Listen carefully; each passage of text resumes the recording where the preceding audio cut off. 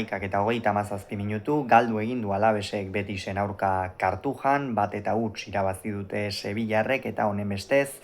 lehengo asteko garaipenaren lerroari ezin izan dio Alavesek jarraipenik eman gaurkoan.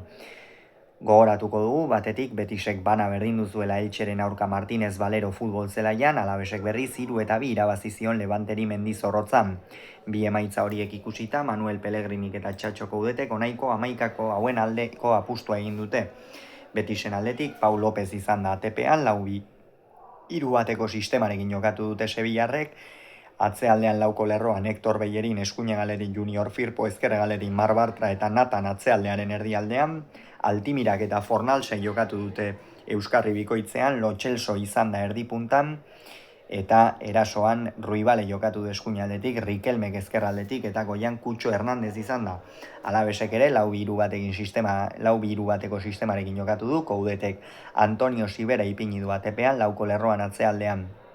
Joni Otto jokatu du eskuinaldetik, Paradak ezkerraldetik, Tenaglia eta Garcés izan dira atzealdearen erdialdean, Antonio Blancok eta Pablo Ibáñezek osatu dute Euskarri bikoitza, erdipuntan Jon Guridi izan da, eta goian eskuinaldetik Carlos Vicente, ezkerraldetik Carlos Aleña eta puntan Toni Martínez epaia Miguel Ángel Ortiz Arias izan da, esan partida oso modu egokian eraman du, epaia kontuan izanik partida gogorra izan dela, lehen da biziko minututik bi taldeak baloiaren protagonista izaten saiatu dira, beste taldeari aurkariei etzieten une batean ere arnasa hartzen uzten eta erritmo ikeragarriko hasiera izan du norgehiagokak, eta hor hasiera horretan behintzat esan daiteke Betis askoz ere erosoago sentitu dela, eta hori 6. minutuan etorri da, hor akats baten ostean, gero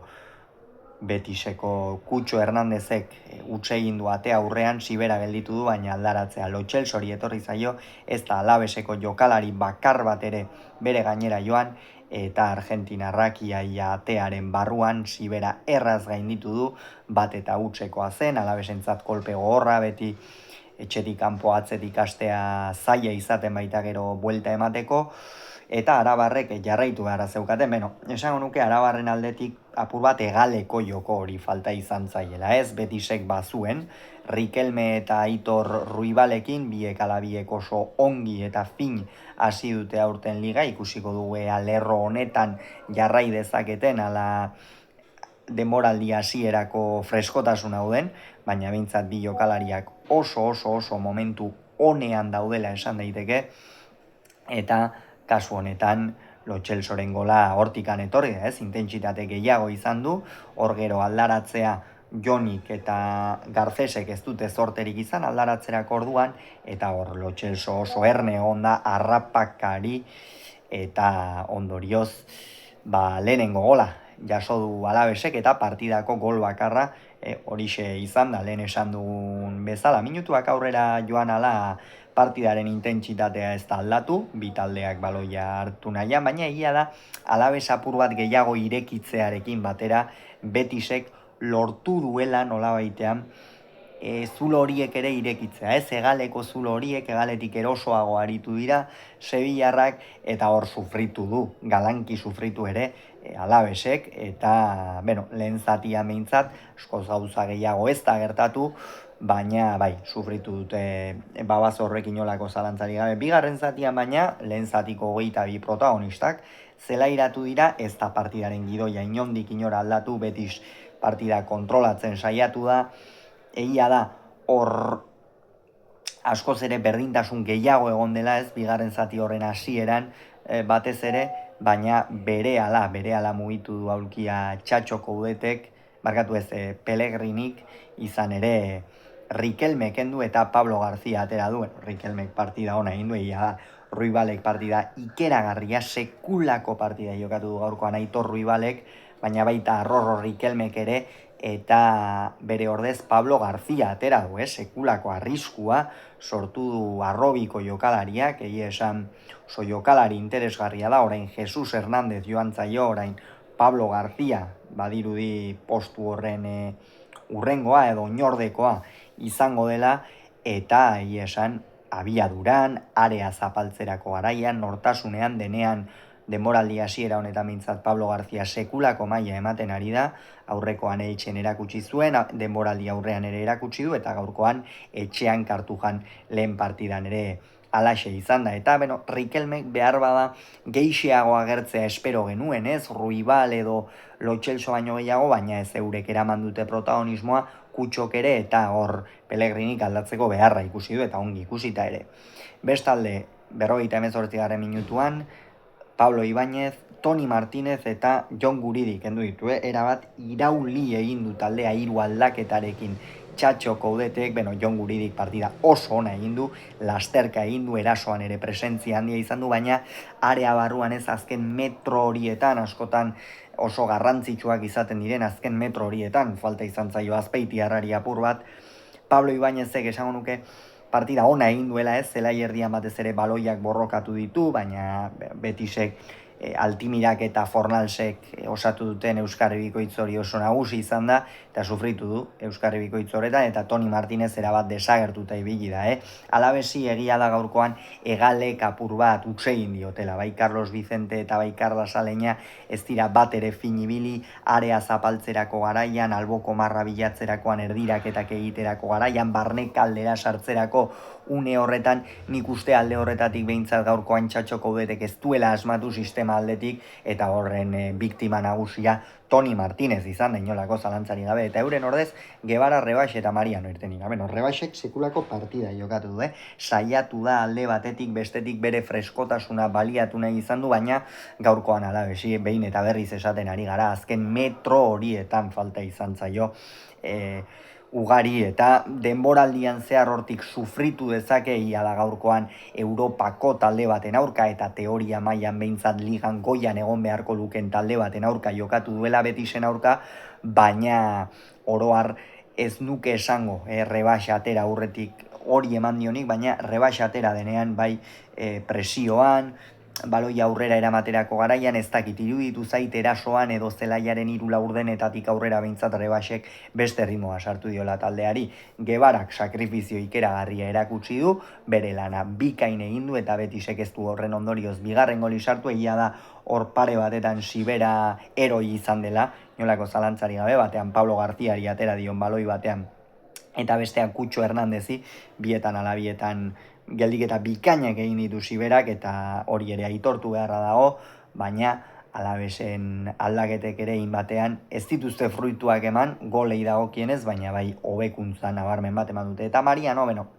gaurkoan Alabesen aldetik aurrelariek ez behar bada ez dute presentziarik izan, eta hori Mariano horietako bat izan da. Eta minutuak aurrera joan ala, aldaketa hauekin Alabes apur bat jokoaren kontrola edukitzen hasi da, partidak intentsitate handiarekin jarraitu du benetan, aspaldian enuen hain besteko intentsitateko partidarik ikusi, eta nik uste bi entrenatzaileak eta bi taldeetako zaleak eta baita jokalariak ere gustura egoteko moduan direla. Jokalariek baloi guztiak borrokatu dituztelako, euren azkenera arte, baloia kanpora atera arte denbora guztian atzetik oina sartzen, benetan partida bikaina izan da, eta hori gainera epaileak ere esan dugun bezala oso ongi eraman duela, beraz oroar partida polita ikusi dugu gaurkoan Kartuja futbol zelaian. Eta 71. minutuan Junior Firpo kendu eta Ricardo Rodríguez atera du, badirudi Ricardo Rodríguezek taldea utziko duela, horrari dira Javi López Realeko jokalaria fitxatuko ote duten ala ez, horiek merkatuaren amaierarako eta oraindik geratzen den merkatu honetarako kontuak dira, baina Juniorrek partida ona egin du, behar bada ez du Bellerinek bezain besteko erasokortasuna erakutsi, hor Bellerinek eta Ruibalek deabrukeriak egin dituzte eta ikeragarri sufritu arazi diote paradari, eta Ricardo Rodríguez atera denean bai Pellegrinik apur bat atzealdean, ez, beste plus bat bilatu nahi izan du, badakigu Junior Firpo jokalari oso erasokorra dela azkarra, baina Ricardo Rodríguezek atzealdean askoz ere gehiago ematen du, eta hori bilatu du Pellegrinik, eta asmatu du gainera, ez, atea utxean utzi baitu. Eta minutuak aurrera joan ala, Alabesek ez du aukera garbirik ere izan, hor lehenengo zatian 3. minutuan izan du bat, baina orokorrean ez du aukera garbirik izan, parada kendu eta kale batera du, horren ondorioz Carlos Vicente eskuin hegalean kokatu da, eta kale berasoan, egia da kale birten denean, paradak erasoan batez ere ez du asko erakutsi, baina Kalebek bai. Kalebe esango nuke rebaixekin batera partidako jokalaririk onena izan dela, behintzat aldaketa horiekin eta Coudetek bilatzen zuen horrekin zerbait gehigarri bat eman diona izan da Kalebe, eta behintzat alde horretatik ikusi du Coudetek alternatibak badituela, eta hasieratik ere bai rebaixek eta bai Kalebek joka dezaketela ez, desberdintasuna markatu ditzaketelako edo zein norgehiagoketan. Eta 85. minutuan egin ditu beste bi aldaketa Pellegrinik, Kutxo eta Lo Celso kendu ditu, biek ala biek partida bikaina jokatu dute, batez ere Lo Celso gola sartzeaz gain erasoan berak gidatu du taldea, erdipunta horretatik alde batean bestean Alaveseko atzealdiari ere burua uste ugari sortu dizkio, eta Kutxok ere partida bikaina egin du oso ona, nera 83. minutuan txartela atera dio, ondorioz horrek ere zerikusia izango zuen,